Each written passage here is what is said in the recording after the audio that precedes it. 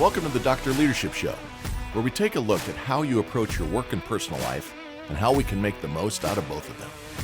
A weekly get-together where we get real about self-improvement and development as we all make this not-so-easy journey through life. Our discussions will cover ideas and concepts from how to grow your career to how to lead your family towards prosperity and happiness. We don't pretend to know it all, and the doctor is the first to be vulnerable, discussing his own weaknesses, both past and present. This is about growing together and having some fun while we discuss what is happening in the crazy world we live in and how to make the most of it. Let's strive for awesome together. Let's get after it. Hey, welcome to another edition of the Dr. Leadership Podcast. Everybody, hope you're having an awesome day. Man, oh man, welcome back to college football. I don't know about the rest of you, but like up until September 1st, I am just like, oh man, there's nothing on TV. And then we get football for 5 months, September, October, November, December, January, and pro continues on into February and even maybe I think March this year. It's kind of crazy, but hey, I got to shout out a big Go Hawks to my Iowa Hawkeye team. First of all, check out the new content that's available out on the Patreon site. Check us out at the website, www.drleadershipresults.com.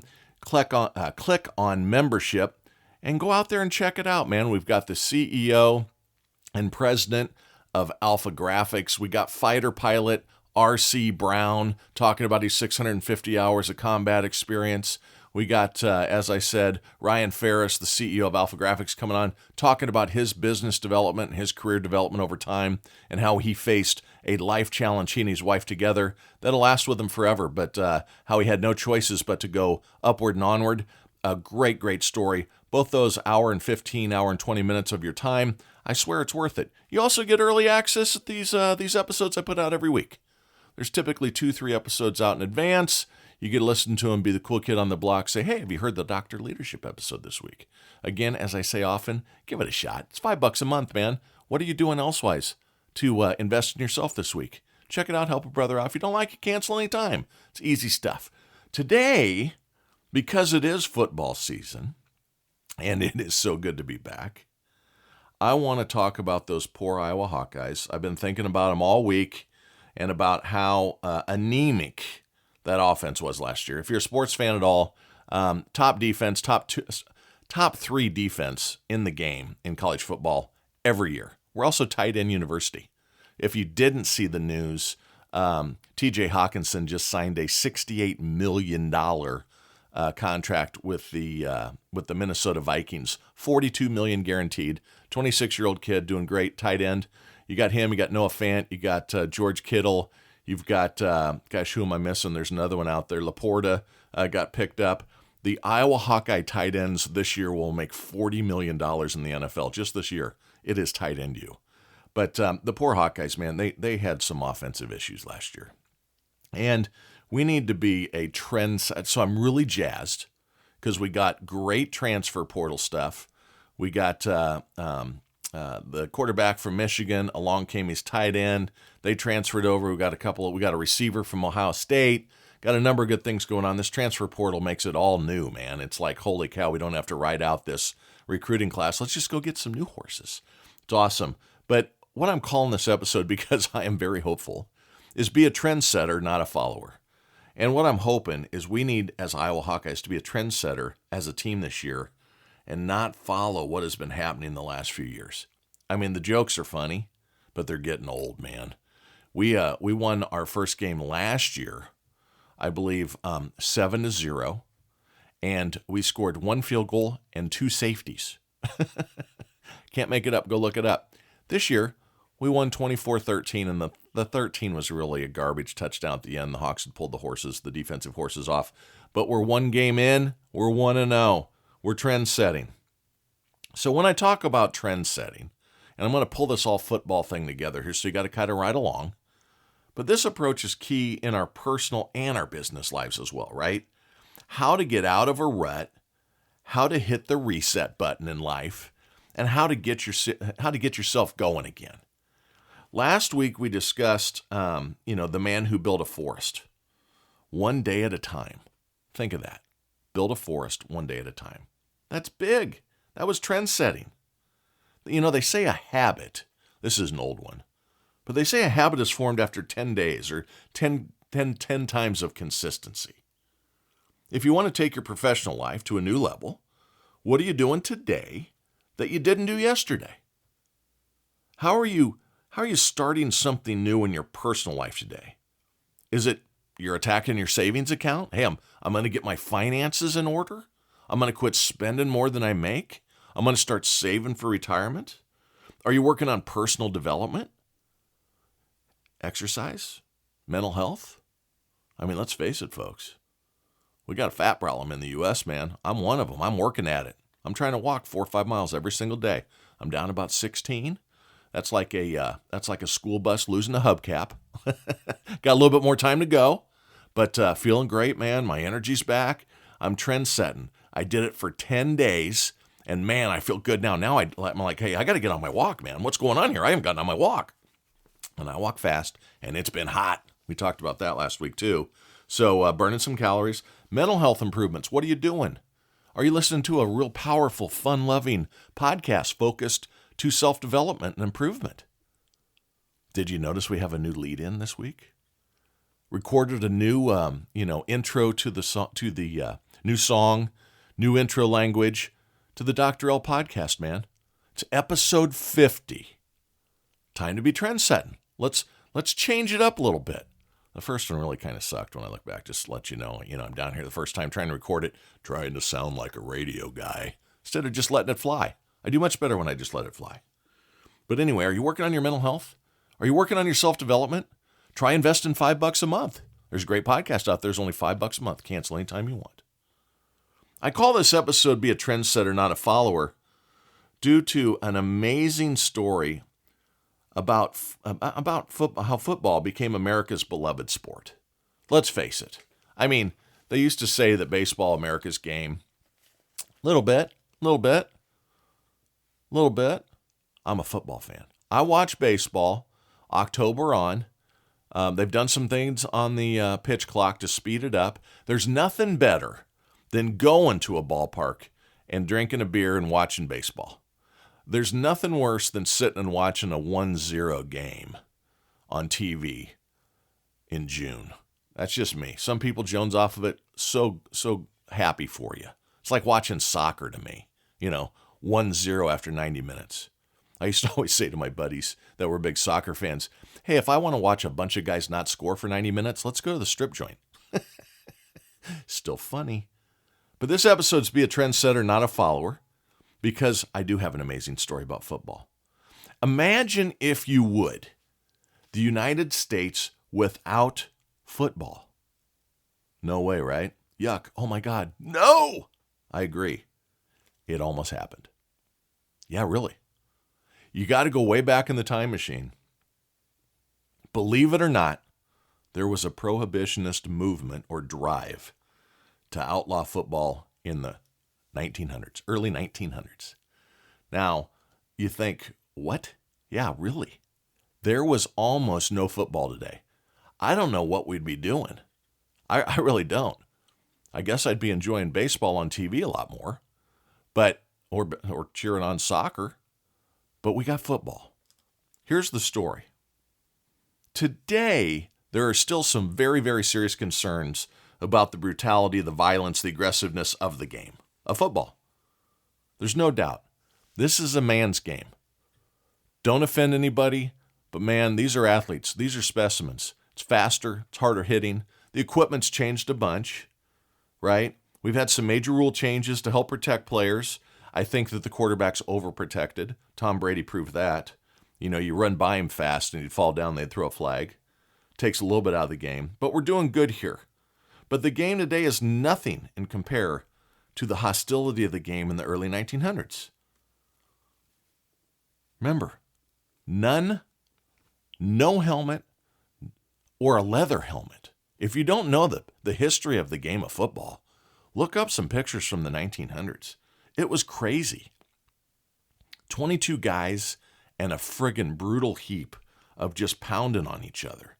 No holds barred, as they used to say, man. They're clipping, They had the flying wedge, which they outlawed. That was basically, hey, 10 guys in front of you, just go crush everybody on the other side. There was no line of scrimmage. You could you just line up, somebody grab the ball, almost a little more rugby-ish originally. But there was a lot going on. Listen to this. I knew the game was brutal, but I didn't know this. This is why it almost stopped. Between 1900 and 1905, 48 players were killed. DEAD. Killed on the field. Yes, really. It's a man's game. It goes back to the Roman days, right? I mean, man against lion. This game is not for the weak of heart. Not today. Back then, no mouthpieces, no face guards, no pads, no shoulder pads, basically. It was basically put on your big, thick sweater and let's go frickin' just run at full speed in each other. 48 people killed from 1900 to 1905. So people got freaked out and they wanted to ban the game. It was only saved by the involvement, believe it or not, of the President of the United States. You know who the president was? Teddy Rose. Teddy Roosevelt demanded the rule makers come up with a way to change the game, to save the game. He loved the game of football. It doesn't surprise me. Teddy, Rough Riders. This guy rode horses and fought wars and, took on any challenge came after him. Created the national parks. This was a killer president. Teddy was an awesome president. So what the rule makers did is they went and did a number of things. But the one that I want to talk about, the trend setting here, is they invented the forward pass, which changed the game forever. It took everyone out of that box of 11 on 11 in the scrum of just head on head, big injuries, and it changed it. In steps, the trendsetter part of the show, his name is Bradbury Robinson Jr. I didn't know this guy. In steps this trendsetter, Bradbury Robinson Jr. Now, this cat was born in 1884. The first football game, which was Princeton versus Rutgers. Remember, there was no pro sports. It was a collegiate game. The first football game, 1869, end of the Civil War. This was a man's game. So, Bradbury Robinson Jr., he was born in 1884, a full 15 years after the start of the game. Robinson grew up in Wisconsin. He was originally from the East, but his family moved to Wisconsin, and he embraced the new trend when he attended the St. Louis University. Like the Ohio State University, see how I did that? The St. Louis University, which, believe it or not, you know what they're also known for? The only football team in history to win an Olympic gold medal. In 1904, the Olympics were held in St. Louis, and football was one of the events. The St. Louis University team won the gold medal.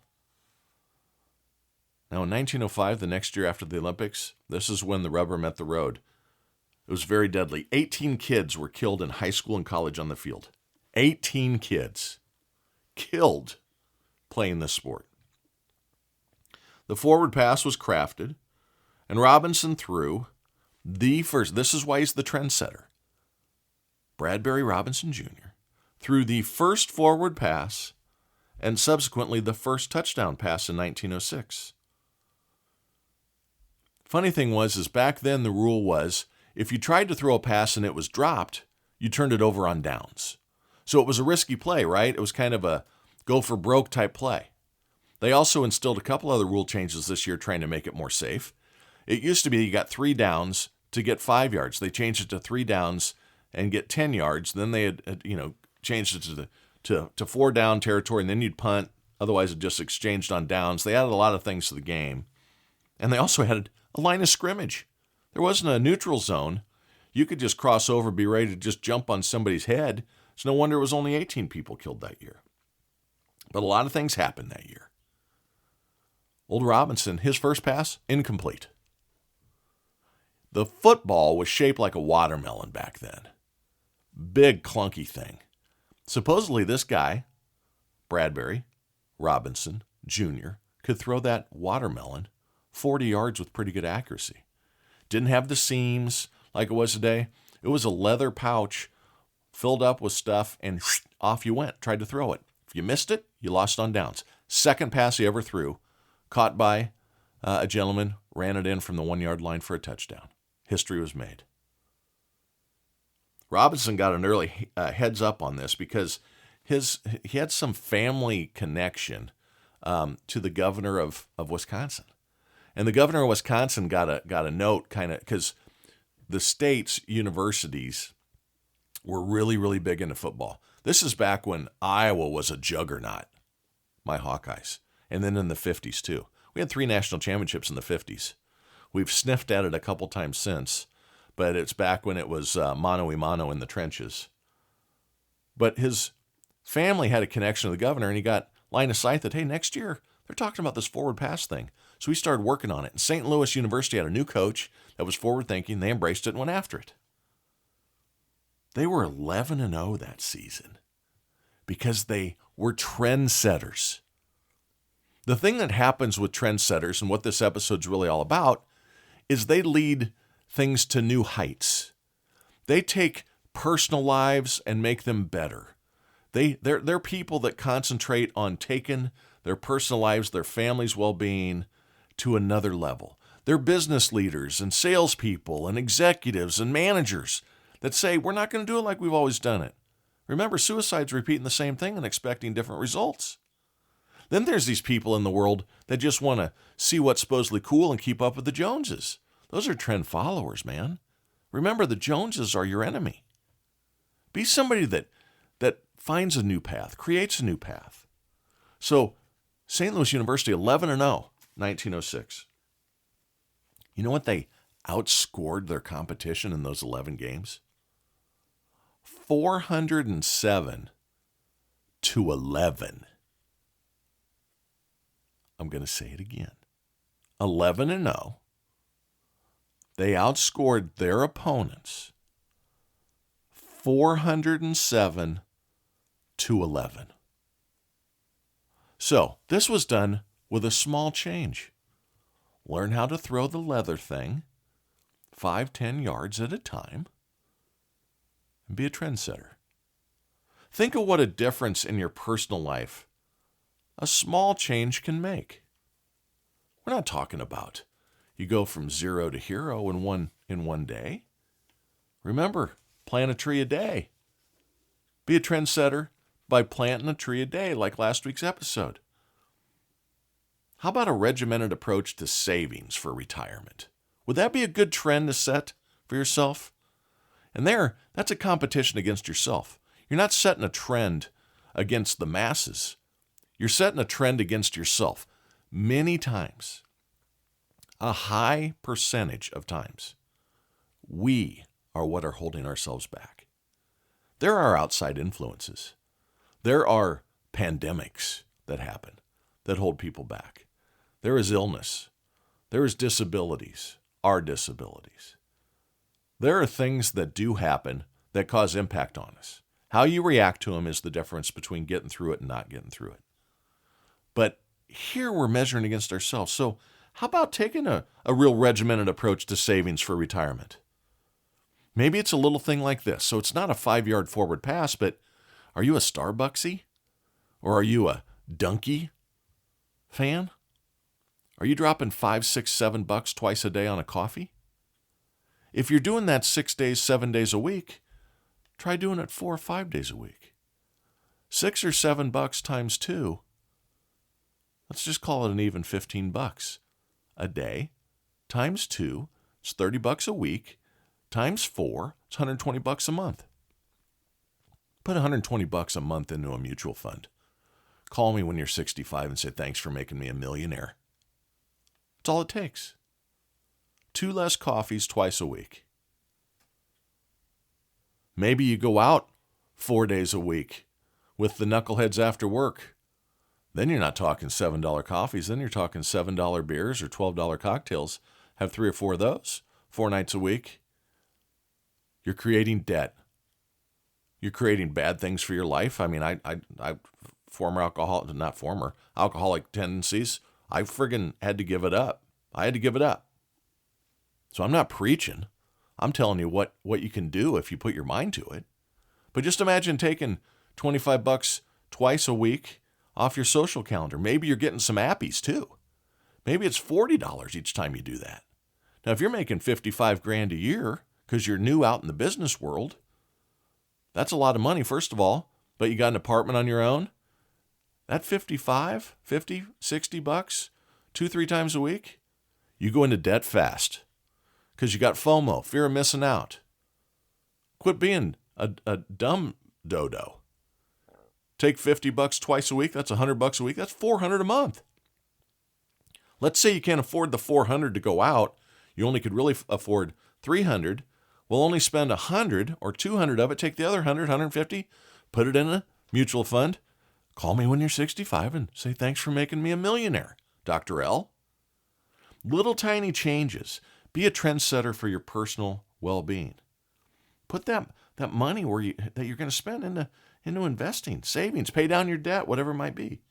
It adds up to thousands per year, and it'll be hundreds of thousands to $1 million, depending on what kind of return you get. Be a trendsetter. How about your health?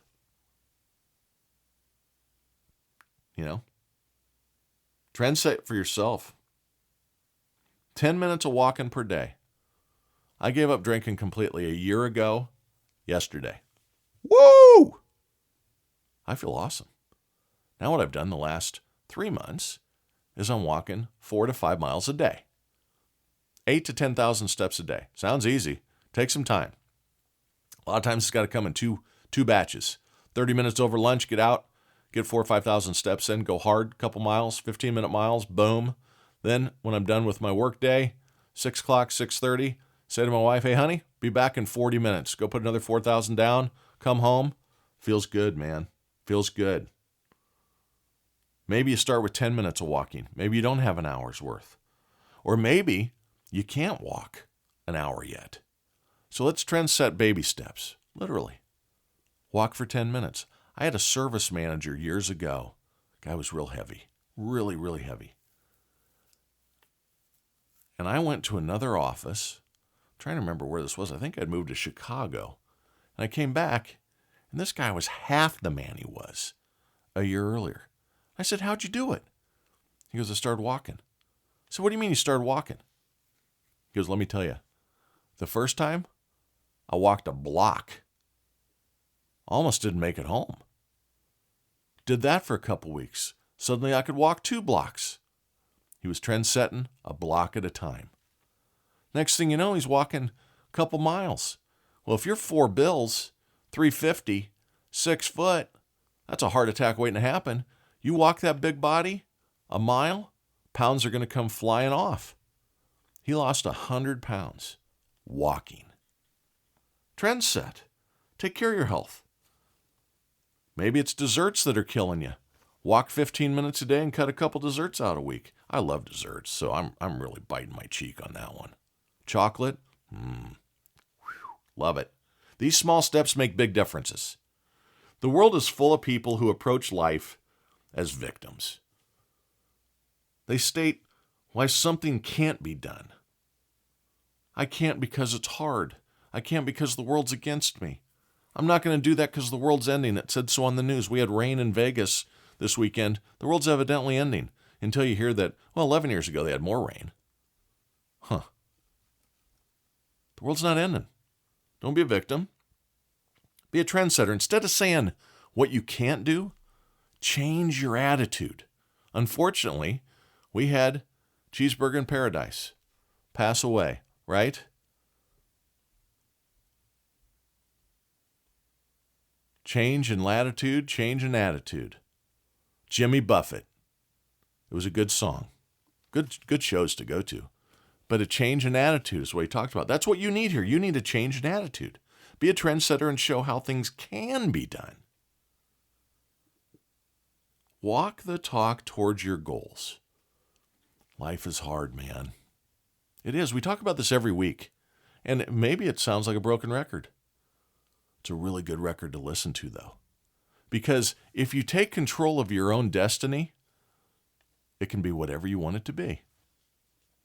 If financial security is what you want, start the trend today. Start building toward financial security.